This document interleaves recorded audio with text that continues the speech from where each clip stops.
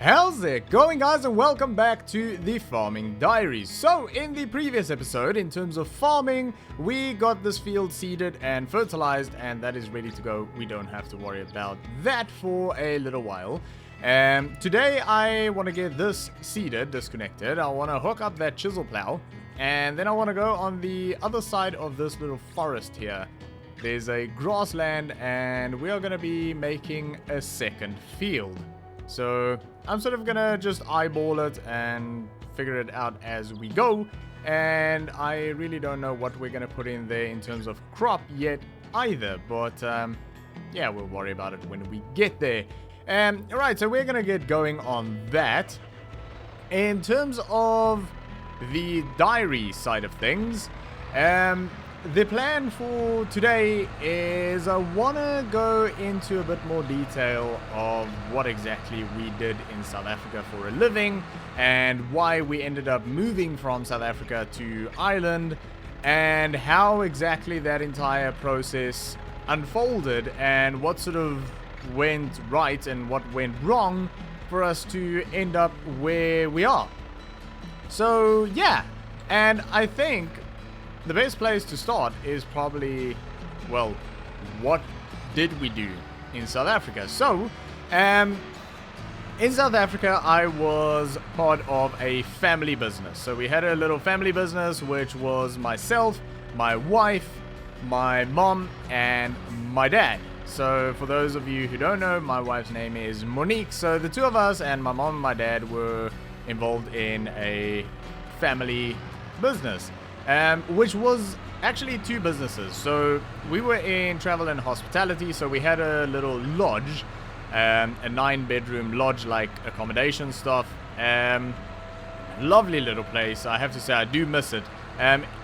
In technical terms, we kind of, well, we'll get into it. We still sort of own it, but Monique and I don't. My parents do, but we'll get into that in a little bit, but I do miss it. It was nice. It was fun there, and yeah, it is one of the things that I really miss. But there's also a lot of things about it that I don't miss. That is a story for another day. But anyway, we also had a touring company, which we did guided and self-drive and golf tours throughout Southern Africa. So that included South Africa and then sort of the Southern African countries like Namibia, Botswana, and Zambia, and Zimbabwe, and yeah, the others. So yeah, that's kind of what we did. I think we're probably going to start about here, I would say. So that is what we did. So all four of us actually stayed on the premises, the lodge. Monique and I had a little flat on the premises, and so did my mom and dad. They had a little flat. They are actually living in the flat that Monique and I were in at the moment. So basically, in terms of business, things always went okay. It never went amazing. It was just always okay, and I'm talking sort of financially here. It was just always okay. But then COVID happened, and things were not okay. Definitely not okay. So literally overnight, we went into a very, very difficult financial situation where we had a massive amount of cancellations in both the lodge side of things as well as the tours side of things, and we had to close the lodge down completely. The tours just sort of shut down as a result of it. Anyways, we didn't really shut that down. It was just travel and everything couldn't happen, so that shut down. And also the tours don't have like offices or anything, so, and also no employees outside of ourselves. And the lodge, however, did have employees, or does, and they all had to go home and all, and yeah, it was a very tricky situation because the lodge closed down completely, like no business whatsoever, and yeah, it was just not a good situation, as you can imagine. It wasn't fun. It was very, very uncertain. I mean, you just don't know what tomorrow is going to bring. Obviously, with that comes a huge financial problem. And because it only ever went okay and it never went really well, we didn't exactly have a lot of money put away.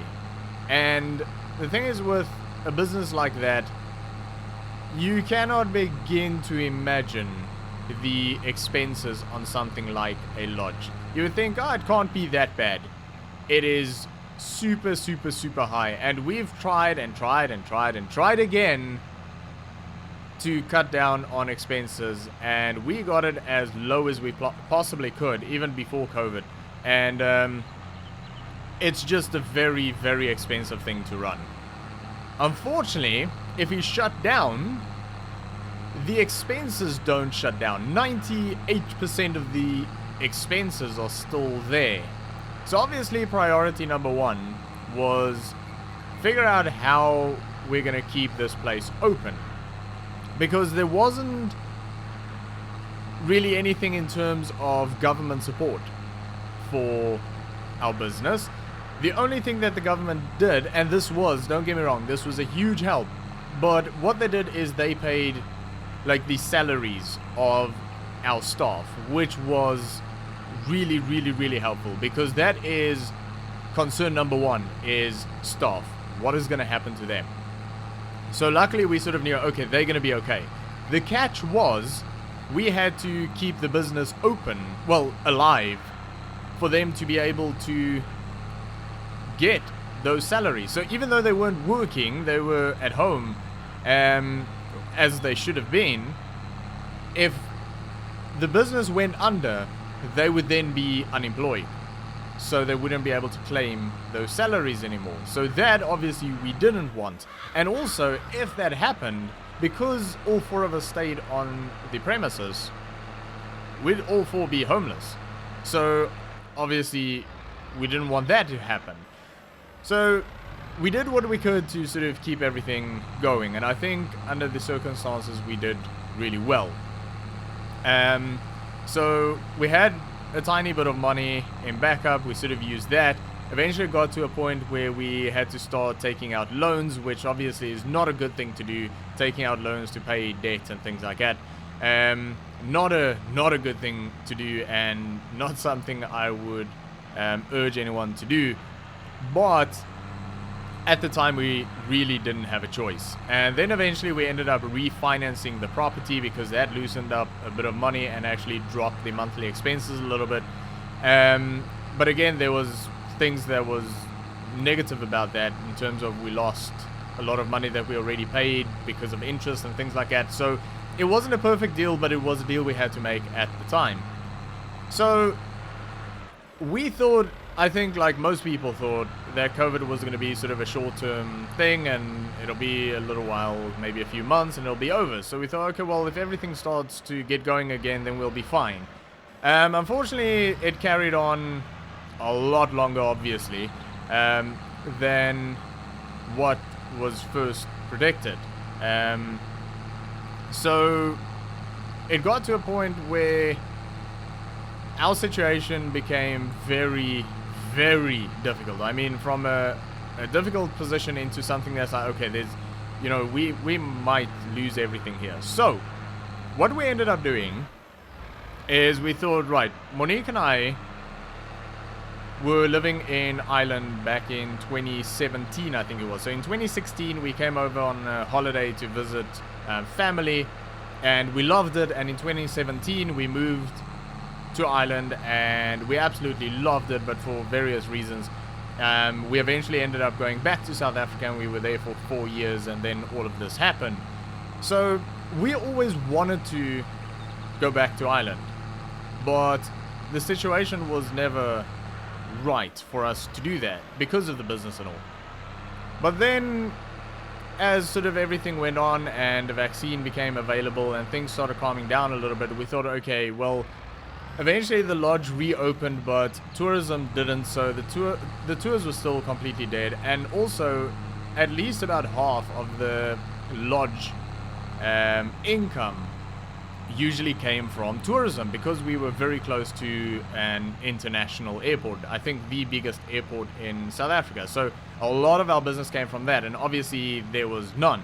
So that was already a big problem. And then the the rest of our business came from local businesses who would book in employees and all of the those are things where they would come up for training or for work or whatever. But obviously, most businesses moved over to things like Zoom.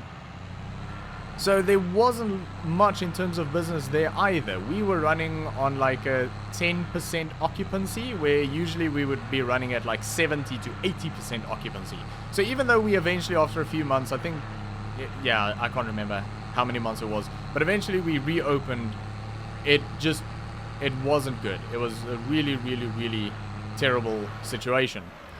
So we thought, listen, we can, at this point, with the regulations and everything that sort of started to lift a little bit and relax a little bit, we can get into islands. So we thought that that would probably be the best thing to do, is for Monique and myself to move over to island, because firstly, it would save a little bit of money. Obviously, having two less people there, it saves a bit of money.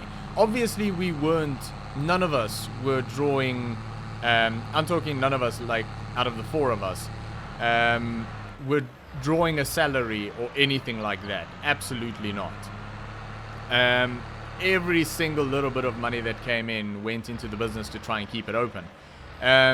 But obviously there's still living costs. You have to eat and stuff like that, so which is quite important. So having two less people there would help, I suppose. So we thought, well, that's the first thing. The second thing is, if Monique and I can get into Ireland and find jobs and sort of settle down, that would create a safety net for my parents. So if all four of us are there and things go really bad and we do end up losing everything, then all four of us lose everything. And that would be a very, very tricky situation to get out of. So if Monique and I went to Ireland, got jobs, settled in, all of that, we would be okay on this side. It would relieve a little bit of pressure on my parents' side in South Africa, on the business side. And if things were to go really badly, we could get them into Ireland. They could come and stay with us. And yeah, basically we are a safety net for them. So we thought, okay, this is a good idea. We started working a little bit on that. Obviously, the biggest problem there was finances. We didn't have any money. So we sold all of our personal belongings, except for a small handful of things that we left for my parents over there, that they sort of kept. Just things that didn't really have much in terms of monetary value. Everything else we sold. The only thing I didn't sell was my PC. So I wanted to ship my PC over as soon as we arrived in Ireland, because I was sending in job applications and things while we were still in South Africa, and I didn't hear back on any of them. So I thought, if I can at least get my PC into Ireland, if push comes to shove, I can try and do something with the YouTube side of things and generate a little bit of an income and maybe do some live streaming or work from home stuff. It gave me an option. So we have a friend over in South Africa that sort of works in the industry, and he was able to send the PC very, very cheaply. So that was super, super lucky. Otherwise it wouldn't have happened, because we just didn't have the money. But even after selling everything, we had a bit of money. We ended up selling one of the cars as well, because we had two cars between the four of us, because they were just like company cars, so we didn't like each have a car. And it wasn't like, okay, this one is ours and the other one is my parents' car. It was just everyone's cars. It's just business cars. You take whichever one. We ended up selling one of them, and that freed up a bit of money to keep the business going. That didn't come to myself and Monique to get to Ireland. That stayed in the business to try and keep them going for a little bit longer as well. But there was still the problem of we didn't really have enough money to get over to Ireland. Fortunately, my aunt and uncle came through and they said, listen, how much would you need to get there? And obviously we were going to give them a minimum value, but they said, how much would you need to just get there and get going? So we gave them a figure, we worked it out, bare minimum figure, worked it out, gave them the figure, and they said, right, we're going to give you a loan for this amount, and you don't have to worry about this loan for 3 years. You only have to pay it back in 3 years time, and it was interest free. And they said, think about it and let us know if you want to do this. And I went, absolutely. It was, I mean, I was so, and still am, so grateful that they came through and did that for us. And it was amazing. Otherwise, it would never have happened. The whole plan would have just not happened. So we ended up doing that, and fortunately everything sort of fell in place that just before we left, because obviously a big part of this expense was going to be quarantining, because that was still the mandatory 2-week quarantine, and that was really expensive as well. Fortunately, not long before we left, only a few weeks before we left, they scrapped the quarantining, so we saved that money, so that was fantastic as well. So yeah, we ended up getting everything ready and we got everything in place. So my dad is Irish born, hence why I've got a lot of family in Ireland. I'm South African born, but because of my dad being Irish born, I have an Irish passport. So I could literally arrive in Ireland and just start working and do whatever. My wife doesn't have an Irish passport, so she had to go through an immigration process and all. Which ended up taking about 6 weeks or so before she could even start looking for work or anything like that. But long story short, we arrived in Ireland, and back in 2017 when we were here, we met some other South Africans and became friends with them, and they have a pretty big house. It's actually sort of like 2 houses on top of one another.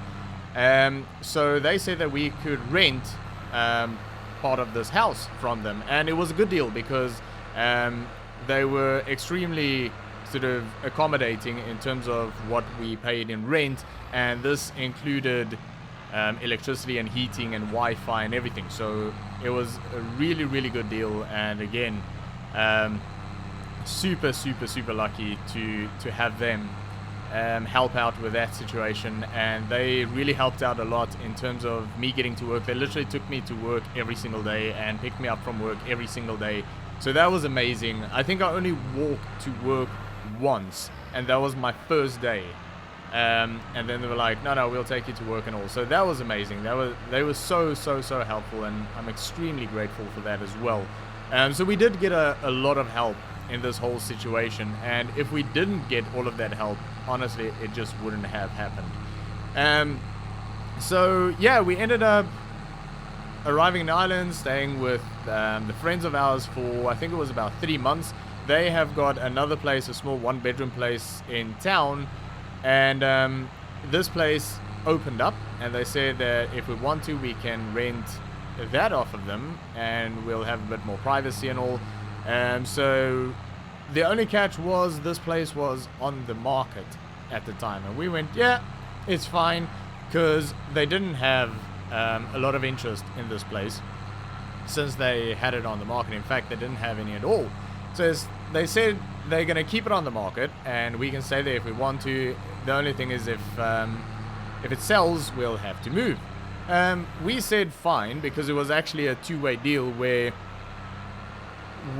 they could sort of give us a month notice and we'll have to move out, but it worked the other way around as well. Obviously, we wanted to get something a bit more permanent, so we only had to give a month notice and we could move. So again, good deal for us. Moved into that place, and it was really nice because it was close to my work, and also when we arrived, I started applying for jobs again, and I did end up getting a job within exactly 2 weeks from landing in Ireland. So it was exactly 14 days that I started work from the day that we landed. So that was, again, super lucky to find a job really quickly. But yeah, it was nice and central and all. But then we moved in like early January, And obviously everyone was sort of in Christmas mode and also not too worried about property. Suddenly in January, all of these inquiries start flowing in on this property, and there's a lot of people interested in it. So they let us know and said, listen, no one has sort of hit what they wanted for the property. No one has hit that mark yet in terms of offers that came in, but it looks like it will happen. So it's probably a good idea for us to start looking for a place really, really quickly. And that's what we did. So we contacted the estate agents that we used when we were here in 2017. I said to them, listen, we need to get a place quick. So they said, okay, they've got 2 places on the market. And we went literally the next day and looked at places. So this was for renting. Obviously, we're not in a position to buy. We went to the first place and it was sort of like, it was okay. It was okay, but it wasn't great. But we were like, okay, we could probably live here for like a year and then move to something else. And then we went and looked at the second place and it was just a big no. It was just like, nope, this is not going to happen. Not doing this. So we were standing there with the agent and we're like, okay, we're probably going to have to go for the first place, because if you don't know, there's a big housing crisis in Ireland at the moment. So finding a house to rent is a nightmare. And also quite expensive, actually. But we were standing there and we're like, okay, we're probably going to have to go for the first one. Not ideal, but it's okay. It'll do for a while. And then the agent turned around and said, listen, there's one other property that the owners of the property didn't want to put it on the market, and they said that the agent can use sort of their own discretion to put someone into that property. They just didn't want to advertise it. Their own personal reasons. And he said, well, I know you guys from 2017. He remembered us. And it was like, you looked really well after the property that you had there. Do you want to have a look at this place? It's slightly more expensive than the place that we were looking at, but it was still within our budget. So we said, yeah, let's have a look. And I have to also say, at this point, Monique did already have a job as well. She got all of her stuff sorted out. So both of us were working full-time jobs. We had a bit of a stable income, which was great. The only thing we needed at this point was accommodation. We also ended up buying a car just before all of this happened. We actually bought the friends of ours who we were renting from. We bought their car because they ended up upgrading to an SUV, and I made them an offer on their car, which is a small little diesel hatchback, which is perfect for us at the moment. Super light on fuel. Made them an offer on that car and they took it, so we bought that. So we had a little car, so all we really needed was sort of long-term accommodation. So he said, do you want to look at this place? And we said, yeah, let's go have a look. It's still within budget. Let's go have a look. And as we were driving up to the property, I looked at it just from outside. I went, yeah, this is where we're going to stay. And we obviously did end up going inside and having a look at the house, and we absolutely fell in love with this house. Monique and I both absolutely loved it. And we said to the agent on the spot, we were like, yeah, if you're happy for us to take it, then we'll take it. And it was like, okay, that's cool and all, but maybe just think about it overnight and let me know in the morning. We were like, no, we'll just take it. And he went, okay, but send me an email in the morning and just sleep on it. And we went, fine. 7 o'clock the next morning, we sent an email and said, we want the place. So we ended up agreeing on it, and they said, yeah, fine. They're happy to put us in there and all, and we got the house. So a few weeks later, we moved out of the little flat, and then it just sort of worked out perfectly that the offers on that property went way beyond the asking price. So that was really good for those friends of ours as well.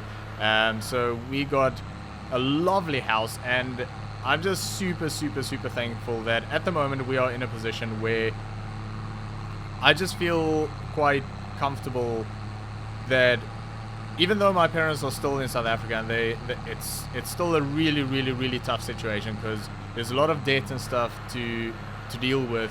And as soon as Monique and I are in a financial position where we can help with that, obviously we will.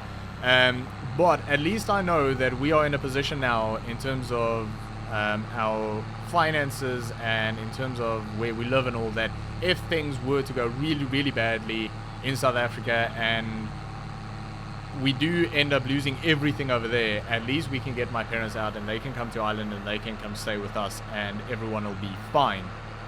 So yeah, I mean, the situation there is still really not great.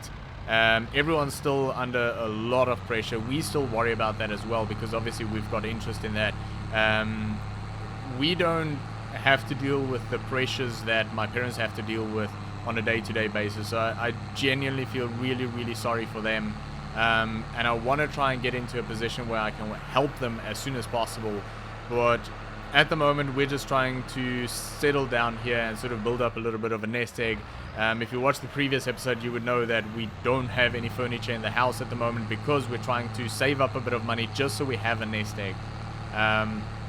So that we don't end up in a situation like we had in South Africa, because here there's no bailout. Here it's just Monique and I, and there's no bailout. If things go bad, it's going to go really bad. So we're being very conservative in terms of our finances.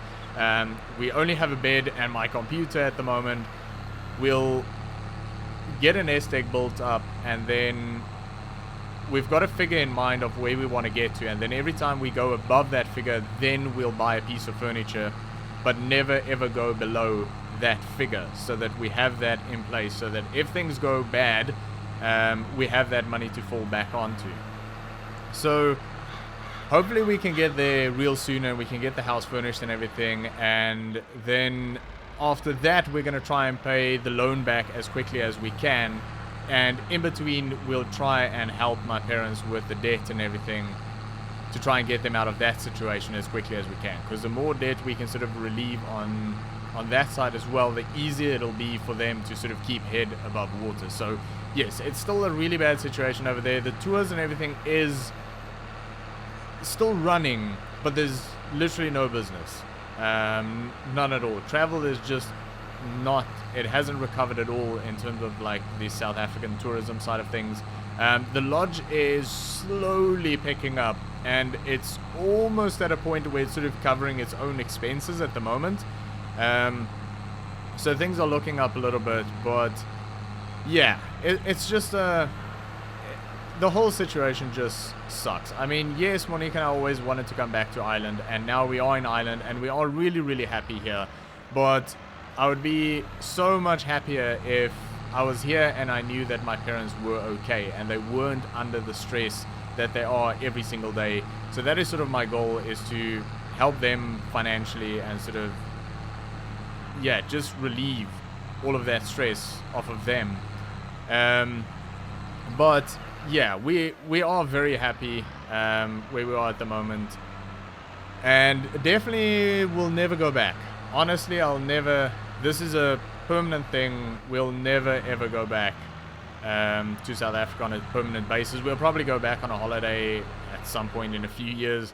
Definitely not at the moment, but yeah, we're just thankful that everything sort of worked out the way it did, and you can I can rest a little bit easier knowing that I know my parents are still in a bad situation, and we're kind of still in a bad situation as well. But it's definitely better than what it was 6 months ago. Like I say, at least now there is a bit of a safety net for them, and we're doing okay here, and we're settling in, and we are happy and trying to make the most of this situation. But yeah, so that is basically what exactly happened. Tried to sort of obviously minimize the amount of talking and the amount of information. Trying to put everything sort of in a nutshell as much as I can, even though that is difficult to do. But that's basically what we did in South Africa and how we ended up here in Ireland. Obviously, there was a lot that happened in between. There was definitely, after we arrived here in Ireland, I went through a really difficult phase where I think I kind of went into a bit of a depression. Luckily, I was able to get out of that.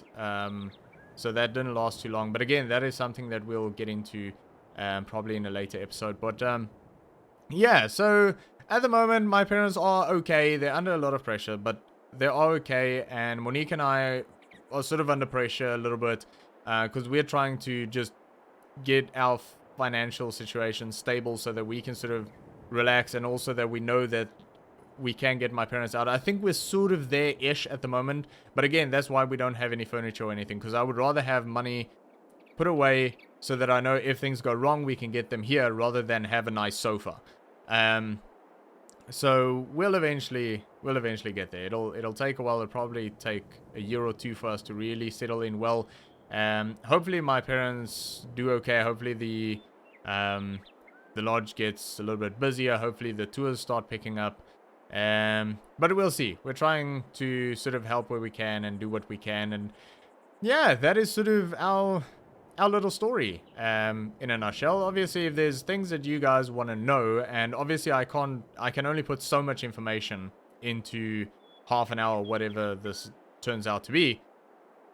If there's anything that you're confused about or you want to know more about, let me know in the comments below. And also, if there's anything else that you want to know about me or my life or my situation or whatever, let me know in the comments. We can do like a Q&A if you want to know more about my channel and that sort of a thing. I'm very open about it all. So if you want to know anything about it, let me know. Let me know in the comments and we'll do like a Q&A session or something like that.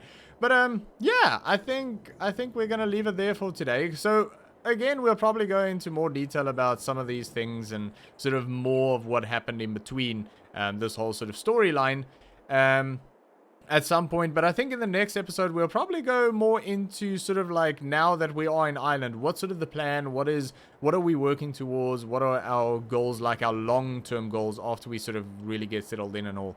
What are our long-term goals and where do we sort of want to go with this? And also with the YouTube channel, what is my goals with the YouTube channel and in terms of like streaming and yeah, just everything that surrounds the YouTube channel and streaming and all of that, like merch and businesses and whatever. We'll get into that as well, sort of my goals and what I want to achieve and where I want to go with it. So we'll probably get into more of something like that in the next episode. But we are going to leave it there for today, guys. So thanks for watching. I hope you enjoyed this episode. If you did, make sure to give me a thumbs up and I'll see you all next time.